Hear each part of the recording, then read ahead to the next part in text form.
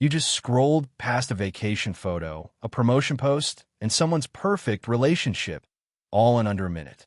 And somewhere in that minute, without ever deciding to, you quietly measured your own life against all three.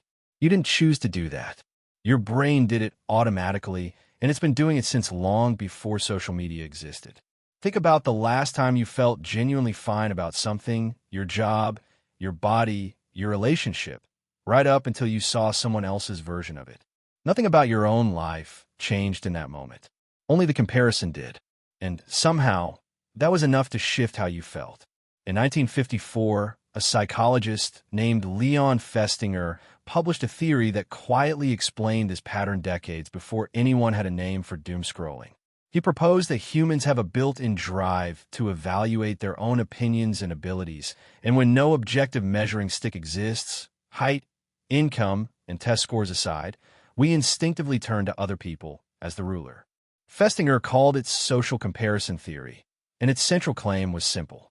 In the absence of clear, objective standards, you will compare yourself to others to figure out where you stand.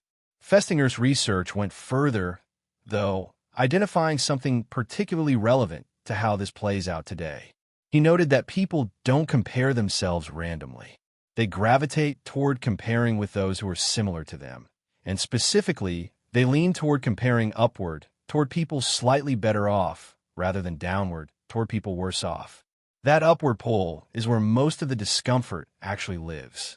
Why would evolution build a brain wired to constantly rank itself against everyone nearby? Because for most of human history, your survival depended almost entirely on your position within a small group. Status wasn't vanity.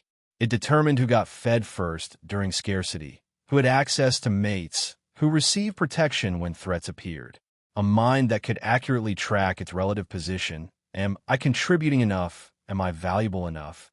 Am I safe within this group? Had a genuine survival advantage over a mind that didn't bother checking. Social comparison isn't a modern flaw.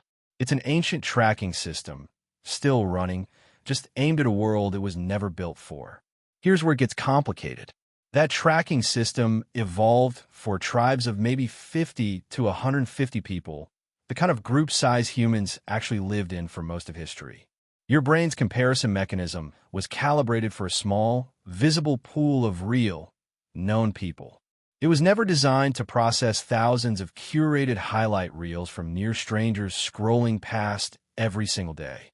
Modern research has shown exactly how this ancient system misfires online. Multiple studies on social media use have found a consistent pattern. The more time people spend passively scrolling and comparing themselves to others' posts, the higher their reported feelings of envy, anxiety, and lower self-worth tend to be. It's not the technology itself causing the damage. It's an ancient status tracking instinct, now firing constantly against a comparison pool 100 times larger than anything it evolved to handle, filled almost entirely with people's best, most curated moments. That last part matters enormously. You're not just comparing yourself to more people than ever before. You're comparing your full, unfiltered daily reality, including the boring parts, the tired parts, the uncertain parts, against other people's carefully selected highlights. Nobody posts the argument, the rejection email, the ordinary Tuesday. Festinger's theory assumed people were comparing against a relatively accurate picture of others' lives. Social media broke that assumption completely, while leaving the underlying comparison instinct fully intact. Watch how this shows up day to day. Scrolling through a friend's engagement announcement can quietly sour a relationship you were content with 5 minutes earlier. Seeing a former classmate's career update can make a stable job suddenly feel inadequate. None of these reactions come from new information about your own life. They come from a fresh comparison point, recalibrating your internal ruler in real time, whether you asked it to or not. So what do you actually do with a mechanism this deeply built in? You can't switch off social comparison. It's load-bearing wiring. But you can change what and who you're comparing against and how often you expose yourself to the comparison in the first place. Start by noticing the shift itself. The moment your mood dips right after scrolling, That's usually not a coincidence. It's the comparison mechanism firing. Simply naming it, that's a comparison reaction, not new information about my life, creates enough distance to stop the spiral before it fully takes hold. Second, deliberately compare against your own past self more often than against others.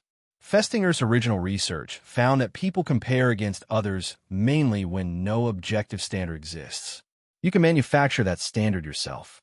Tracking your own progress over months or years gives your brain a real, stable measuring stick, one that doesn't depend on anyone else's curated highlight reel.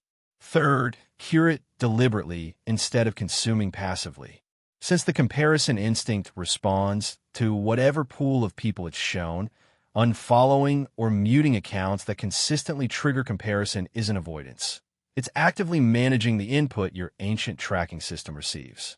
You get to choose the tribe your brain benchmarks against. And finally, remember that everyone else's feed is running the exact same distortion on them, aimed at you. The story you see is never the full story.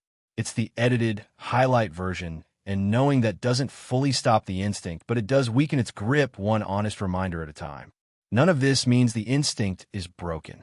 It means it's ancient, doing exactly what it was built to do, just aimed at a world of thousands of strangers' highlight reels instead of a small, visible tribe.